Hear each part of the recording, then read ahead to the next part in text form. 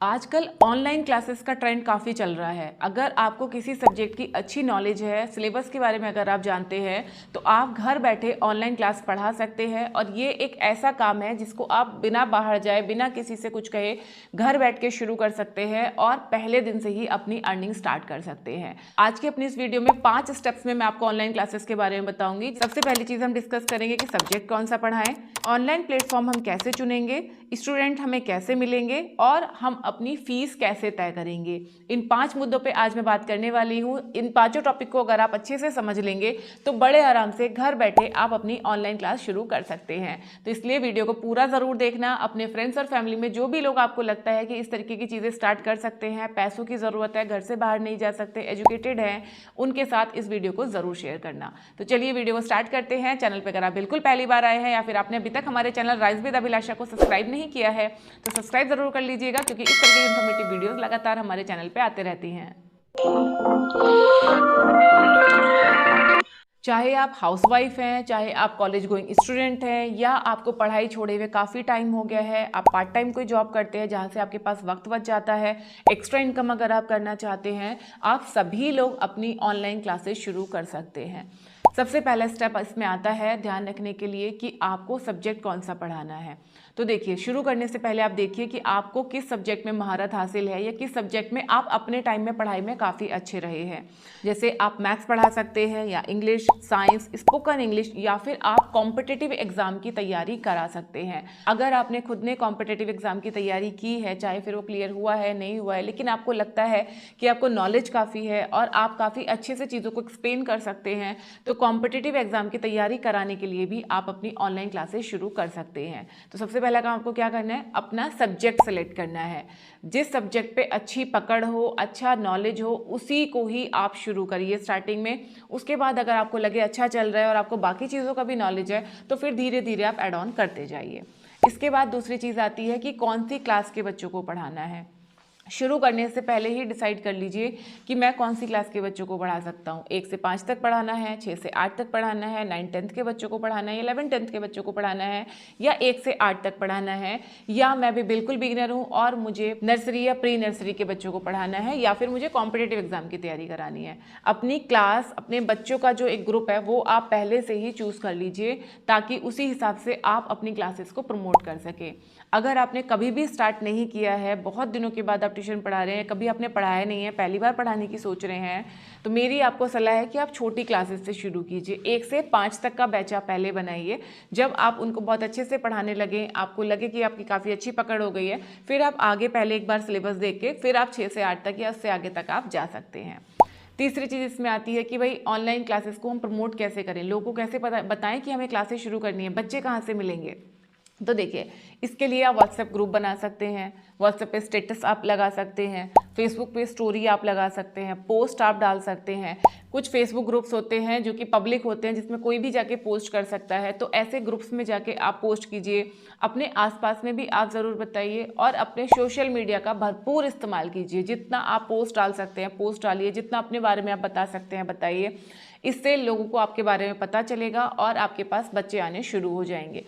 Please शर्माना नहीं है, या ये नहीं सोचना कोई क्या सोचेगा, वैसा कुछ नहीं करना है। अगर आपको शुरू करना है तो ऑफर्स डालिए, ऑनलाइन टेम्पलेट्स बनाइए और अलग अलग सोशल मीडिया पे आप पब्लिक कर दीजिए।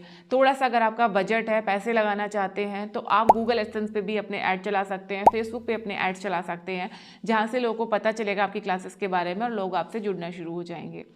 ऑनलाइन क्लासेस की सबसे अच्छी बात ये होती है कि इसका दायरा बहुत बड़ा होता है। आपको कहीं से भी स्टूडेंट्स मिल सकते हैं। आप दिल्ली में बैठे हैं तो आपके स्टूडेंट मुंबई से भी हो सकते हैं, बेंगलोर से भी हो सकते हैं, किसी छोटे गांव कस्बे से भी हो सकते हैं, यानी कहीं से भी आपको स्टूडेंट मिल जाएंगे। स्कोप बहुत ज़्यादा होता है, इसीलिए ऑनलाइन क्लासेस के लिए एक बार आप ट्राई ज़रूर कीजिए अगर आपका पढ़ाने में इंटरेस्ट है। नेक्स्ट स्टेप इसमें आता है कि भाई हम ऑनलाइन प्लेटफॉर्म कैसे चुनें, हमें कैसे पता चलेगा कि हमें कहाँ पढ़ाना है।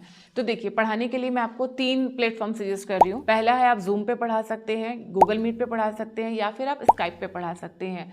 तीनों प्लेटफॉर्म फ्री हैं। इनिशियली आप फ्री में शुरू कीजिए, उसके बाद अगर आप कुछ एक्स्ट्रा सर्विसेज इनके लेना चाहते हैं, रिकॉर्डेड सेशंस अगर आप बच्चों को देना चाहते हैं, तो फिर आपको पे करना रहेगा। लेकिन शुरुआत में आप बिल्कुल फ्री में इन सारे प्लेटफॉर्म को यूज़ कर सकते हैं। बहुत आसान तरीका है। जैसे मान लीजिए आपके पास 5 या 6 बच्चे आ गए, इनका आप एक ग्रुप बना लीजिए। आप व्हाट्सएप पे ग्रुप बना सकते हैं, टेलीग्राम पे बना सकते हैं, जहाँ पे आप कंफर्टेबल हैं आप एक ग्रुप बना लीजिए। फिर डेली आप क्लास से पहले लिंक शेयर कर दीजिए, लिंक से सब बच्चे ज्वाइन कर लेंगे और फिर आप उनको लाइव क्लास में पढ़ा सकते हैं। ठीक है, तो इस तरीके से आप कोई भी प्लेटफॉर्म जो आपको ठीक लगे वो आप चूज़ कीजिए। बाकी अगर कोई प्लेटफॉर्म आपको यूज़ करना नहीं आता है तो सारी जानकारी आपको यूट्यूब पे ही मिल जाएगी। आप सिंपल डालिए कि गूगल मीट पे क्लासेस कैसे लेते हैं, जूम पे क्लासेस कैसे लेते हैं, स्काइप पे क्लासेस कैसे लेते हैं, वो आप सर्च करके अपना नॉलेज अपग्रेड कीजिए और किसी भी प्लेटफॉर्म पे अपनी क्लास शुरू कर सकते हैं। लास्ट बट वेरी इंपॉर्टेंट कि हम अपनी फ़ीस कैसे तय करें। तो देखिए, ऑनलाइन क्लासेस में आप फीस कम रखिए, क्योंकि बहुत सारे लोग ऑनलाइन पढ़ा रहे हैं जिनको एक्सपीरियंस्ड है, जिनका भी नाम काफ़ी हो गया है, जिन्हें काफ़ी शोहरत मिल गई है पढ़ाने को लेके, जिनके नाम से स्टूडेंट आ जाते हैं, वो कितनी भी फीस रखेंगे तो चलेगा। लेकिन आप अगर अपनी फ़ीस को बहुत ज़्यादा बढ़ा चढ़ा के रखोगे तो फिर आपके पास स्टूडेंट कम आएंगे। शुरुआत में आप कुछ फ्री डेमोस्ट्रेशंस भी दे सकते हैं, 3 दिन का, 5 दिन का, 7 दिन का, वो आप फ्री सेशंस भी आप दे सकते हैं। उसके बाद आप मिनिमम फीस के साथ शुरू कीजिए। जैसे कि फॉर एग्जांपल अगर अभी आप शुरू करने वाले हैं इस साल, तो आप 500 रुपये के साथ में भी स्टार्ट कर सकते हैं। पर स्टूडेंट आप 500 रुपीज़ लीजिए। जब आपको लगे कि आपके पास स्टूडेंट काफ़ी आ रहे हैं या आपका नाम काफ़ी अच्छा हो रहा है, बच्चों के रिजल्ट काफ़ी अच्छे आ रहे हैं और ज़्यादा बच्चे जुड़ रहे हैं, फिर धीरे धीरे आप हर 3 महीने में, 6 महीने में अपनी फ़ीस को आप थोड़ा थोड़ा करके बढ़ा सकते हैं। तो इस तरह से आप अपनी ऑनलाइन क्लासेस बड़े आराम से घर बैठे शुरू कर सकते हैं, जिसके लिए आपको चाहिए होगा सिर्फ एक फ़ोन। अगर आपके पास लैपटॉप है तो वो और बेहतर काम करेगा। ठीक है, तो किसी भी डिवाइस पे आप अपनी ऑनलाइन क्लासेस शुरू कर सकते हैं। कुछ और छोटे छोटे एक्स्ट्रा टिप्स हैं जो आपको ज़रूर ध्यान रखना चाहिए। सबसे पहले आप अपनी क्लास का टाइम फिक्स रखें। जैसे आपको अगर शाम को 4 बजे से पढ़ाना है तो मेक श्योर आप 4 बजे क्लास शुरू कर दें और 5 बजे अपनी क्लास आप एंड अप कर दें। कोई इंपॉर्टेंट टॉपिक अगर चल रहा है तो ऑफकोर्स उसको आपको ख़त्म करना रहेगा, लेकिन अपने क्लास शुरू करने का टाइम आप ज़रूर फिक्स रखें। दूसरा, बच्चों को आप होमवर्क ज़रूर दीजिए, जिससे कि बच्चे आपके साथ एंगेज रहें, उनको याद रहे कि भाई मुझे ट्यूशन पढ़ना है, मेरा काम दिया हुआ है, मुझे वो काम कंप्लीट करना है। तीसरा, वीकली आप टेस्ट ज़रूर लें। जिस वक्त आप टेस्ट लें, सब बच्चों का कैमरा और माइक आप ऑन करा के रखिए, ताकि वो कहीं देख रहे हैं, चीटिंग कर रहे हैं, वो सारी चीज़ें आपको पता हो। बच्चों को बार बार आपको समझाना ज़रूरी है। ऑफलाइन क्लास में तो क्या होता है कि बच्चे आपके सामने बैठे हुए हैं तो आप उनको देख पा रहे हो कि वो चीटिंग कर रहे हैं कि नहीं कर रहे हैं। ऑनलाइन में इन चीज़ों के लिए थोड़ा सा एक्स्ट्रा ध्यान रखना पड़ता है, तो बच्चों को आपको मोटिवेट ज़्यादा करना पड़ता है कि देखो ये एक छोटा सा टेस्ट है, इसमें अगर आप चीटिंग कर भी लोगे तो फिर स्कूल में कौन आपको चीटिंग कराएगा। इस तरह से बच्चों को समझाना, मोटिवेट करना ज़्यादा ज़रूरी हो जाता है जब आप ऑनलाइन क्लासेस देते हैं। तो मोटिवेशन बच्चों के अंदर बना के रखिए। नेक्स्ट, हमेशा अपने पढ़ाने के तरीकों को आप चेंज करते रहिए, ज़्यादा से ज़्यादा एनर्जी लगाइए। लाइव एग्जाम्पल्स आप बच्चों के साथ में शेयर कीजिए टॉपिक से रिलेटेड, जिससे बच्चों का इंटरेस्ट पढ़ाई में बना रहे। इस तरह से अगर आप अपनी टीचिंग क्वालिटी को इम्प्रूव करते हुए अपनी क्लासेस अगर आप शुरू करते हैं और अगर आपके पास बच्चे आने शुरू हो जाते हैं, तो ये आपके लिए कमाई का एक परमानेंट जरिया बन सकता है। जो बच्चे आपके साथ 6 क्लास के जुड़े हुए हैं, वो 7th 8th 9th 10th वो आपसे ही पढ़ते जाएंगे जब तक आप पढ़ा रहे हैं। ठीक है, तो ऑनलाइन क्लास का ये सबसे बड़ा फायदा है। दूसरा, ऑफलाइन क्लास में क्या होता है, अगर आपके घर में गेस्ट आ गए, जहाँ पढ़ाते हो वहाँ पे अगर लोग बैठे हुए हैं तो आपको क्लास छोड़नी पड़ेगी या छुट्टी करनी पड़ेगी, आपको कहीं जाना है तो आपको छुट्टी करनी पड़ेगी।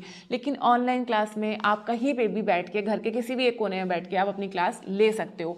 ट्रेवल अगर आप कर रहे हो तो अपने ट्रेवलिंग के टाइम को आप एडजस्ट करके क्लास के टाइम तक आप पहुंच के जहां भी आप पहुंच रहे हो वहां जाके अपनी क्लास आप ले सकते हो।